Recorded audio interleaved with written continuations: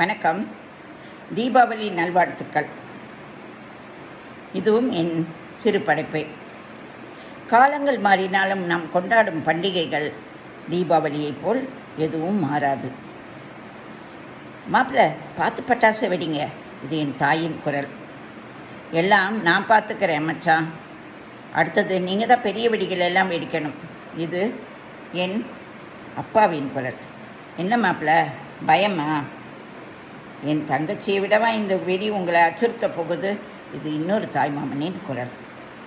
இங்கே பாருங்கள், இப்படியெல்லாம் ஓவராக பேசுனீங்கன்னா உங்களுக்கு முறுக்கு, சுகியன், அதிரசம் எதுவும் கைக்கு வராது. இது என் அம்மாவின் குரல். இதோ நானும் என் உறவினர்களுடன் சிறுவனாய் விளையாடி கொண்டிருந்த தீபாவளி தருணம் அது. இன்று மீண்டும் இதே தீபாவளியில் என் அம்மாவின் குரல். ஆனால் நேரில் அல்ல, காணொலி வடிவாக கைபேசியில். இன்று நானும் ஒரு கார்ப்பரேட் கம்பெனியில் அமெரிக்காவில் வேலை பார்க்க என் கையிலோ டாலர்கள் புரண்டு கொண்டிருக்கின்றன. இதற்காக நான் விட்டு கொடுத்தது என் குடும்பத்தினரை. என் குடும்பத்தினரோ கொண்டாடி மகிழ்கின்றன தீபாவளியை குதூகலத்துடன் தாய் திருநாட்டில். டேய் பாலு, இங்கே பாருடா, நேரடியாக வீடியோவிலே காமிக்கிறேன்.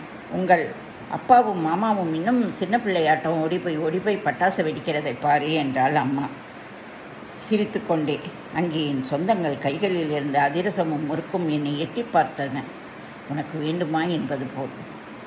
என் முகத்தை பார்த்த அம்மா என் ஏக்கத்தை புரிந்து கொண்டாலோ என்னவோ.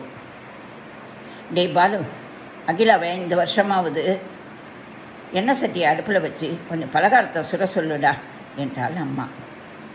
அம்மாவிற்கு தெரியாது, எண்ணெய் சட்டியை அடுப்பில் வைத்தால் பலகாரம் அது சுடும்பொழுது அதிகம் புகைந்தால் அமெரிக்காவில் அலறிடுமே அலாரம். தீயணைப்பு வண்டியும் வந்திடுமே என்பது புரியாமல் பேசுகிறாள் அம்மா. ஆனால் சட்டென அம்மா புரிந்து கொண்டாலோ என்னவோ.